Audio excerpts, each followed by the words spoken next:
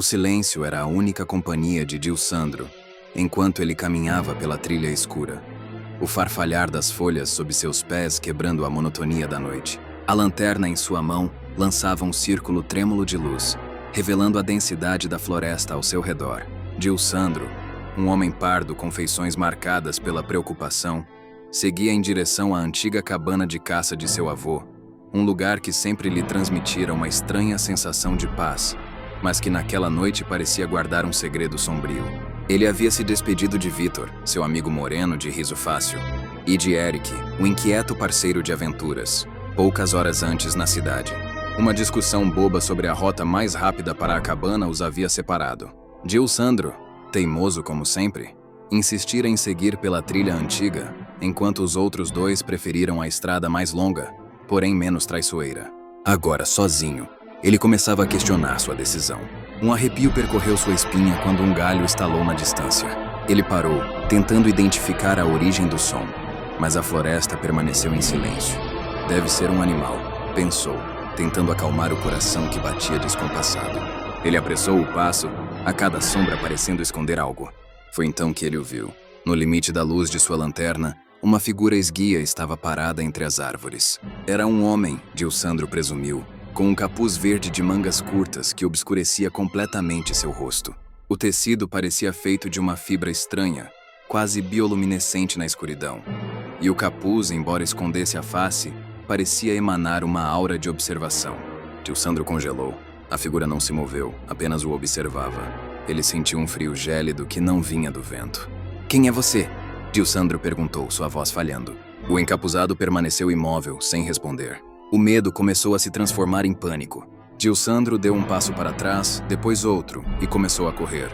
Ele não sabia para onde, apenas que precisava se afastar daquela figura. O som de seus próprios passos era ensurdecedor em seus ouvidos, e o ar gelado queimava seus pulmões. Ele não ousava olhar para trás. De repente, ele tropeçou em uma raiz saliente e caiu, a lanterna rolando para longe, mergulhando-o em uma escuridão quase total. Ele se levantou rapidamente, os joelhos arranhados e a boca seca. No entanto, não havia sinal do encapuzado. Foi só minha imaginação. Tentou convencer a si mesmo, o corpo tremendo. Ele recuperou a lanterna e continuou a andar, agora com mais cautela, seus olhos varrendo a escuridão. A cada instante, ele esperava ver o capuz verde novamente. Ele finalmente chegou à cabana, ofegante, e se trancou lá dentro, o coração martelando no peito. Ele tentou ligar para Vitor e Eric, mas não havia sinal de celular na floresta. A noite passou em um estado de alerta. Qualquer rangido da cabana ou farfalhar do vento o fazia pular. Pela manhã, com o sol finalmente aparecendo, a sensação de terror diminuiu um pouco, substituída por um cansaço avassalador. Ele decidiu voltar para a cidade, para seus amigos.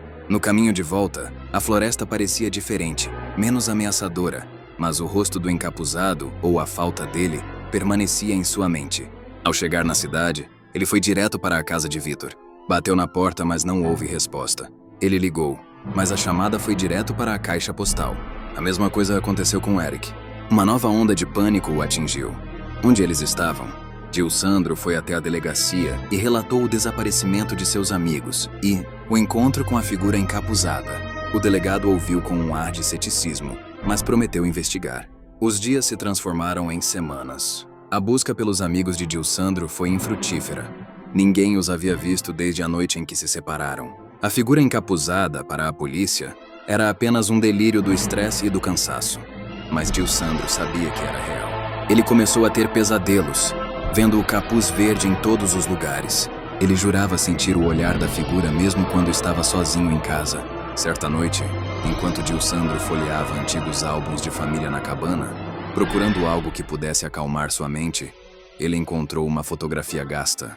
Era de seu avô, muito jovem, em pé na frente da mesma cabana. E ao lado dele, uma figura borrada, quase imperceptível, com um capuz verde.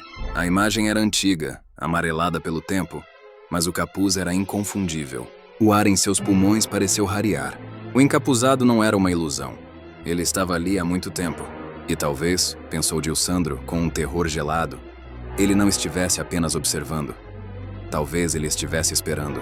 E talvez Vitor e Eric tivessem encontrado o que Dilsandro havia apenas vislumbrado. Gilsandro fechou os olhos, o rosto pálido. A pergunta que o assombrava era: o que o encapuzado queria? E o que aconteceria quando ele finalmente o encontrasse novamente? A resposta, ele sabia, seria terrivelmente mais assustadora do que qualquer coisa.